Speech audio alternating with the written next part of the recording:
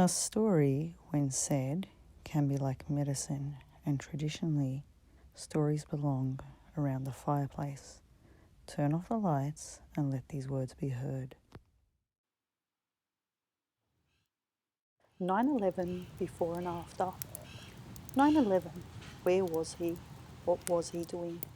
16 years on, and he could still picture that day. In his mind is a clearer image. He's driving home after a late shift. He is singing along to Great Southern Land. The song is interrupted. Breaking news. The Twin Towers, struck by planes. Thousands dead, thousands more unaccounted for.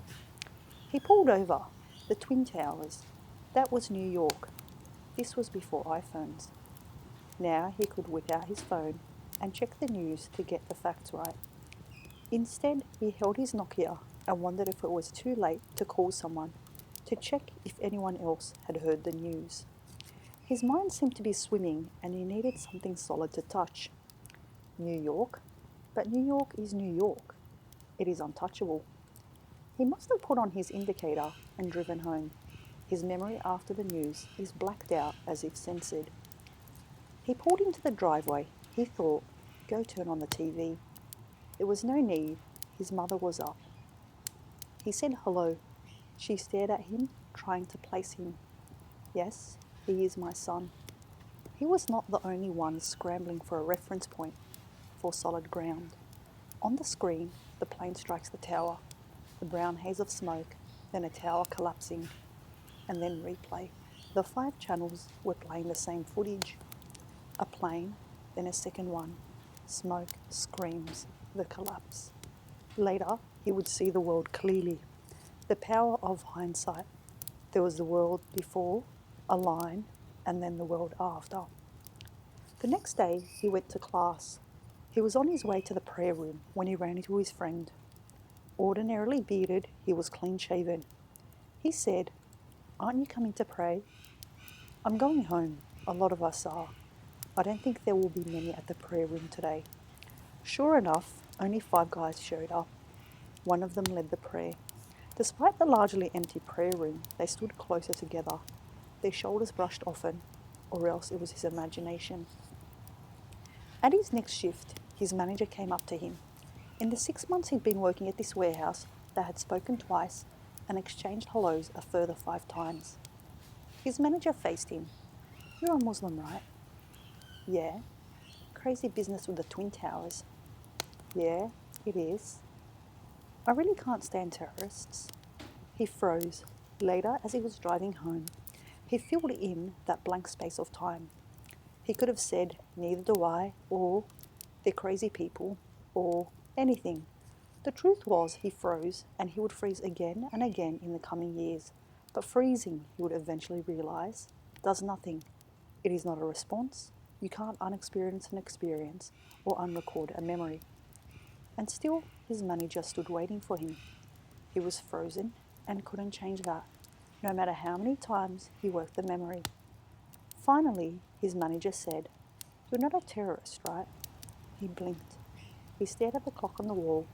2 minutes past midnight, 58 minutes to go. In his mind, he shook his head. In reality, he did not. 19 terrorists. There were photos. All men, all Arabs. Middle Eastern appearance. That last phrase, Middle Eastern appearance, was thrown around a lot. It even got an entry when they updated the dictionary. He would study his face in the mirror, clean-shaven these days, tan, brown eyes, black hair. Last weekend at a friend's party, a girl had called him a wog. When her friend asked him what his background was, he said Lebanese and braced himself. "Are you like Muslim?" He nodded. Was everyone staring? "I'm not racist or anything, but I don't think we should let Muslims into this country. You guys are just different." Outwardly, he said nothing. He was frozen. In his mind, he wanted to shake her, rip her stupid blonde hair from its roots, smash the lipstick off her face and say, "You dumb white bitch, I could kill you right now." He did not say anything to her. Instead, he stood up and went to the kitchen for a drink. Suddenly he found the simple action of filling a glass of water overwhelmed him. He managed to find his way to his car and insert the key in the ignition and turn it and drive himself home. He had no memory of that drive. Someone had stolen in with a thick black texter and gone over the memory so that nothing remained. Before 9/11, he had been a bearded young man going to university. He had prospects, he had a future. He prayed 5 times a day, he fasted, he gave from his small income to the poor, he did not drink or smoke. Post 9/11, he was a man of Middle Eastern appearance. He wasn't very religious, he no longer prayed, he no longer fasted, he no longer gave to the poor. It was easier this way, safer. He worked, paid his taxes, he ventured no opinions online or in person. He kept to his family and his friends. He went to places he would not stand out. His imprint on the world was minimal. Before 9/11, he had lived as himself. He was a free human being. Post 9/11, he had become caught, frozen, he would never find a way out. Stillborn. When Abdullah was 8 and Mayeda was 5, Sumaya thought it was time to have another child. Najib agreed 3 was a good number, even 4 would be okay. They would not be able to look after 5 properly. Gone were the days of 8, 9, 10 kids per family. How did people afford to keep so many children? Back then, you could put 8 to a room, and that is what everyone did. A 2-bedroom home with a kitchen and a bathroom. 4 rooms in total. Summer and winter, they would sit in the garage. They would take their meals there. They would play cards, and the only time they were in the house was to cook or pray or sleep or bathe. That was then, this was another time. The people they knew either had 3 or 4 kids. 2 kids was too few. She was not asked about the smallness of her family because everyone knew she wanted another one, maybe 2. By the time Mayeda was 6, she still had not fallen pregnant, so without telling Najib, she went to see her doctor. She explained they had been trying for a year and nothing. She was advised to try for a few months more, and if still nothing, they could speak about examinations. In another month, her mother passed away, and the thought of a 3rd child fell from her mind. Then she missed her period, did a test, and discovered she was pregnant. If her child was a girl, she would name her after her mother.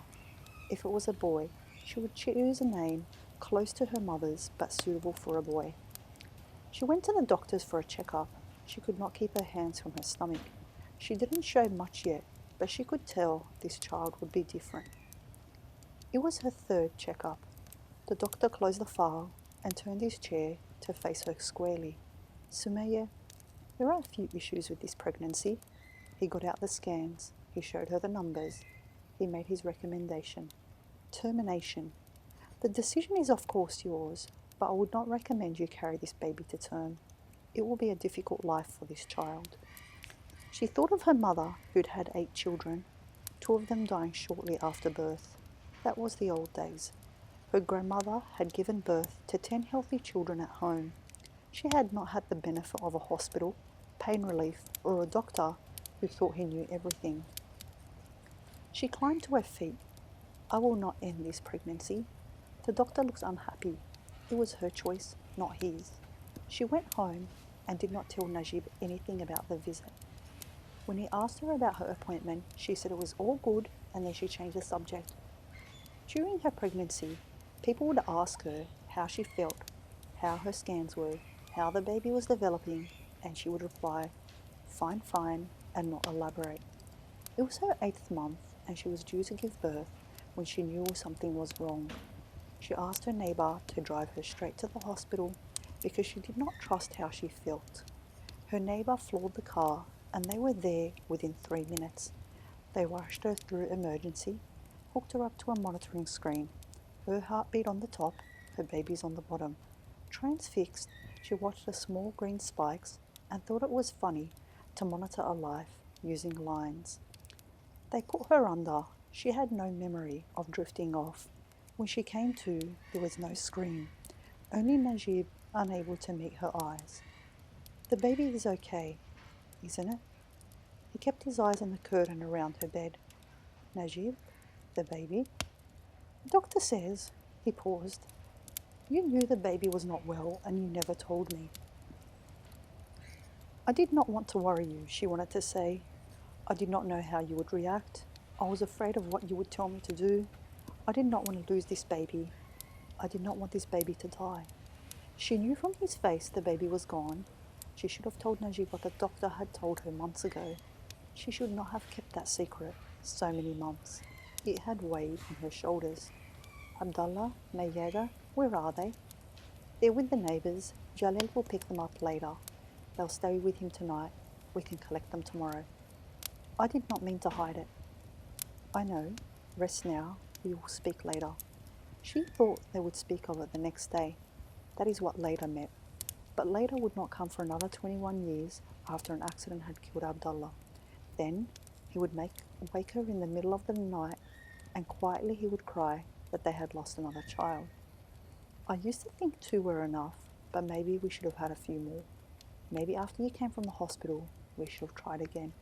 But if we had 1 more, or 10 more, this will not bring Abdullah back to us. She held him, but he was so far from her. He was far the way she had been when she kept that secret all those years ago. She was far, and no matter how she tried to hold him, to bring him closer to her, he was alone, she was alone, and another child of theirs had left the world. This next section is from Darkness Speak. When you are a mother, you will see it is not easy. Every minute, you are thinking of your children and you worry for them. It is not enough for you to tell me, Mum, you should not worry. How can I not worry about you and the others? It is a mother's job to worry. When you have a child, you think of the life they will have and you think, how can I make this better? You think, what work will they do? Who will they marry? What will their children be like? You say, all I do is worry, and this is true, but all I want is the best things for you. When it comes to a husband, you cannot make mistakes. This person, you'll be living with them, so you need someone good who has a mind like yours. If you do not get this right, it can make your life like hell.